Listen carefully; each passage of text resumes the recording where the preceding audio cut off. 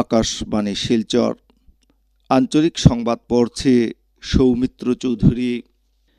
আসাম বিধানসভার বাজেট অধিবেশন আজ থেকে দিশপুরে পুনরায় শুরু হচ্ছে। আজ থেকে আগামী শুক্রবার পর্যন্ত সবার বৈঠকের সময়কালে বেশ কয়েকটি বিল উত্থাপন করা হবে। বিধানসভায় আগামী 10 মার্চ অর্থমন্ত্রী অজন্তা নিয়োগ 2025-26 অর্থবছরের জন্য সাধারণ বাজেট পেশ করবেন। 11 ও 12 মার্চ বাজেট নিয়ে আলোচনা অনুষ্ঠিত হবে। 13 থেকে 20 মার্চ পর্যন্ত সবার স্থায়ী সমিতিগুলি বৈঠকের জন্য বিধানসভার কাজ স্থগিত থাকবে।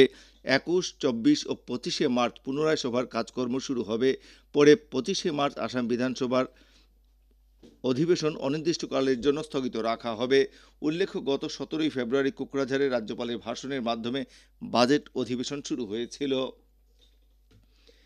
শিক্ষামন্ত্রী ডক্টর রনোজ পেগু গুয়াহাটিতে সারা আসাম সম্মিলিত শিক্ষক মঞ্চের দ্বিতীয় দ্বিবার্ষিক অধিবেশনে অংশগ্রহণ করে রাজ্যে বিদ্যালয় শিক্ষার উন্নয়নে অনবদ্য অবদান রাখা শিক্ষকদের প্রতি কৃতজ্ঞতা প্রকাশ করেন। জাতীয় শিক্ষানীতি প্রয়োগ করার সময়কালে সাধারণ শিক্ষা সহ দক্ষতা বিকাশের শিক্ষা প্রদান করার প্রত্যাহারমূলক দায়িত্ব পালন করতে তিনি শিক্ষকদের প্রতি আহ্বান জানান। সভায় শিক্ষক মঞ্চের উত্থাপন করা প্রাদেশিকীকরণ, সেবা বিধি, প্রধান শিক্ষক নিযুক্তির মতো সমস্যাগুলি সমাধান করার জন্য সরকারের গ্রহণ করা পদক্ষেপগুলি নিয়ে শিক্ষামন্ত্রী বিস্তারিত আলোচনা করেন। এদিকে রাজ্যের শিক্ষামন্ত্রী ডক্টর পেগু জাতীয় শিক্ষানীতির অধীনে 4 বছরের শিক্ষা পাঠ্যক্রমে ভর্তির জন্য ছাত্রছাত্রীদের অনলাইনের মাধ্যমে আবেদন করতে আহ্বান জানিয়েছেন। এনটিএ দ্বারা পরিচালিত জাতীয় সাধারণ প্রবেশ পরীক্ষার জন্য শিক্ষামন্ত্রী এই আহ্বান জানিয়ে বলেন যে ইন্টিগ্রেটেড বিএড কোর্সৰ কাৰণেও national common entrance test national testing এজেন্সিয়ে পাতিব, সেই পৰীক্ষাত অৱতীৰ্ণ হ'ব লাগিব।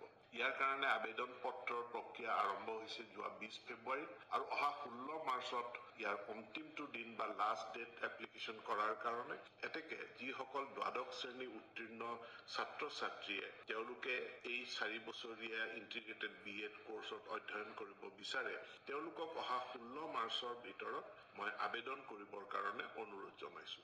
পৰীক্ষা অনুষ্ঠিত হ'ব 29 এপ্ৰিল 2025। গতিকে এই পৰীক্ষাত উত্তীৰ্ণ হোৱাৰ পাছতহে কাউন্সেলিঙৰ জৰিয়তে ছাত্ৰ ছাত্ৰীসকলে তেওঁলোকে আমাৰ যি ইতিমধ্যে প্ৰায় 10খন কলেজে স্বীকৃতি লাভ কৰিছে আৰু আমাৰ যি 6খন কলেজ তালিকাভুক্ত হৈ আছে, এই কলেজসমূহত নিজৰ আসন বাছি লৈ তেওঁলোকে পঢ়িব পাৰিব। রাজ্যের মাধ্যমিক শিক্ষা সঞ্চালক মমতা হুজাই এক পত্রের মাধ্যমে প্রাদেশিকৃত হাইস্কুলগুলিতে প্রধান শিক্ষক পদে পদোন্নতির জন্য জেলা বাছাই সমিতি প্রস্তুত করা তালিকা 10 দিনের মধ্যে পেশ করতে নির্দেশ দিয়েছেন। উল্লেখ্য, গত 28 ফেব্রুয়ারি গুয়াহাটি হাইকোর্টে সংশোধিত আসাম মাধ্যমিক শিক্ষা সেবা নীতির অধীনে রাজ্যের হাইস্কুলগুলিতে প্রধান শিক্ষক নিযুক্তি প্রক্রিয়া ত্বরান্বিত করতে রাজ্য সরকারকে নির্দেশ দেওয়া হয়। এই নির্দেশনার পর সরকার হাইস্কুলগুলিতে নিয়মিত প্রধান শিক্ষক নিযুক্তি প্রদানের জন্য তৎপরতা শুরু করে। ভারতীয় অলিম্পিক সংস্থার সভাপতি তথা রাজ্যসভা সাংসদ প্রখ্যাত অ্যাথলিট পিটি ঊষা আজ ডিব্রুগড়ের ডিব্রুগড় বিশ্ববিদ্যালয়ের 56তম বিশ্ববিদ্যালয় ক্রীড়া সপ্তাহের উদ্বোধনী অনুষ্ঠানে মুখ্য অতিথি হিসেবে অংশগ্রহণ করবেন। এদিকে ডিব্রুগড় জেলা ক্রীড়া সংস্থার উদ্যোগে গতকাল পিটি ঊষাকে সংবর্ধনা জানানো হয়। এই অনুষ্ঠানে কেন্দ্রীয় বন্দর, জাহাজ পরিবহন ও জলপথ মন্ত্রী সর্বানন্দ সোনোয়াল অংশগ্রহণ করে পিটি ঊষার উপস্থিতি নতুন প্রজন্মের খেলোয়াড়দের উৎসাহিত করবে বলে মন্তব্য করেন। হাইলাকান্দি শহরের সৈয়দবন্দে গতকাল সংঘটিত এক সড়ক দুর্ঘটনায় একজনের মৃত্যু ও 6 জন ব্যক্তি আহত হয়েছেন। আমাদের হাইলাকান্দি সংবাদদাতা জানিয়েছেন যে গতকাল দুপুর 2টো নাগাদ আলগাপুর থেকে হাইলাকান্দির দিকে আসা একটি ইকো ভ্যান নিয়ন্ত্রণ হারিয়ে 6 নম্বর জাতীয় সড়কের পাশে দাঁড়িয়ে থাকা পোল্ট্রি ফার্মে ধাক্কা দিলে একজনের ঘটনাস্থলেই মৃত্যু হয়। আহত 6 জনকে আলগাপুর প্রাথমিক স্বাস্থ্যকেন্দ্রে চিকিৎসার জন্য ভর্তি করা হয়েছে।